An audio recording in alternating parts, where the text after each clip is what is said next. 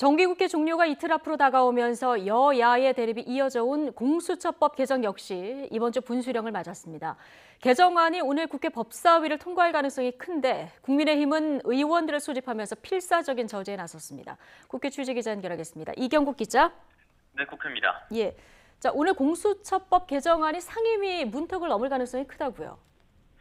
네, 오전 11시 15분쯤부터 법제사법위원회 법안 소위가 진행이 됐습니다. 공수처장 추천위원회의 의결 정족수를 낮춰서 야당의 거부권을 없애는 공수처법 개정안이 심사 대상으로 올라와 있는 상황이었습니다. 애초 오늘 법안 소위는 물론 이 법제사법위원회 전체 회의까지 통과할 거다 이렇게 가능성이 제기가 됐었는데 상황에 조금 변동이 생긴 것으로 보입니다.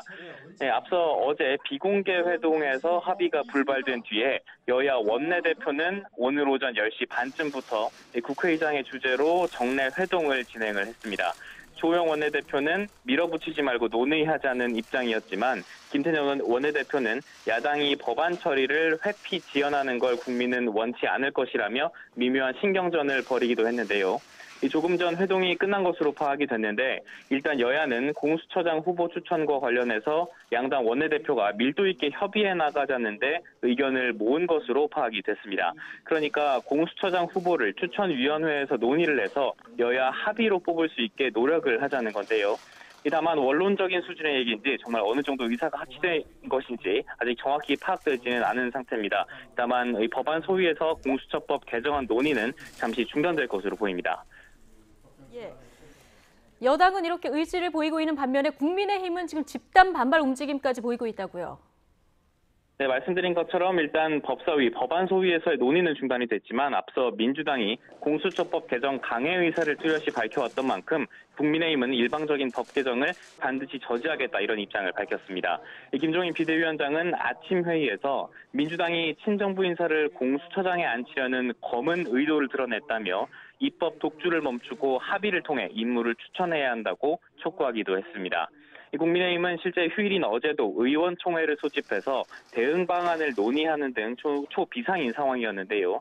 실제 의원들에게 정기국회 종료까지 국회 주변에서 비상대기하라는 지시도 전달이 된 상태였습니다. 그리고 하루 만에 실제 집단적인 반발 움직임이 보였었는데요.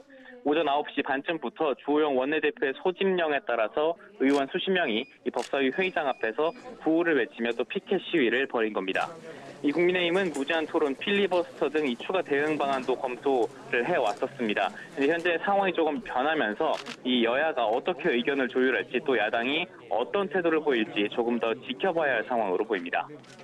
네. 여당과의 갈등도 있지만 국민의힘에서는 지금 당내 다른 현안도 좀 있는 것 같습니다. 네, 맞습니다. 김종인 비대위원장이 전직 대통령들의 과오와 관련해 대국민 사과 의사를 밝힌 것과 관련이 있습니다. 앞서 김종인 비대위원장은 어제 청년 국민의힘 창당대회 일정을 마친 뒤에 기자들과 만났는데요. 여기서 이명박, 박근혜 전 대통령의 구속 그리고 유죄 판결과 관련해 대국민 사과를 하지 않으면 안 될 시기다 이렇게 말했습니다. 하지만 당 내부에서는 즉각적으로 반발이 터져나왔습니다. 원조 친박으로 분류되는 서병수 의원은 SNS에 지금은 때가 아니다. 당내외 세력을 모으는 게 우선이라며 공개적으로 반대 의견을 밝혔고요. 배현진 원내대변인도 김종인 비대위원장의 인지 부조화가 아찔하다면서 문재인 정권을 탄생시킨 스승으로서 그에 대해 사과부터 하는 게 맞지 않느냐 이렇게 비판을 했습니다. 장제원 의원 역시 절차적인 정당성은 물론 사과 주체의 정통성도 확보하지 못한 명백한 월권이라며 비판에 가세했습니다. 다만 김종인 비대위원장은 오늘 당내 비판 여론을 어느 정도 알고 있다면서도 크게 구애받지 않겠다는 뜻을 밝혔습니다. 결국 의원들의 반발은 이제 대국민 사과를 넘어서 김종인 비대위원장의 리더십에 대한 비판으로 확산할 가능성이 커 보입니다. 지금까지 국회에서 YTN 이경국입니다.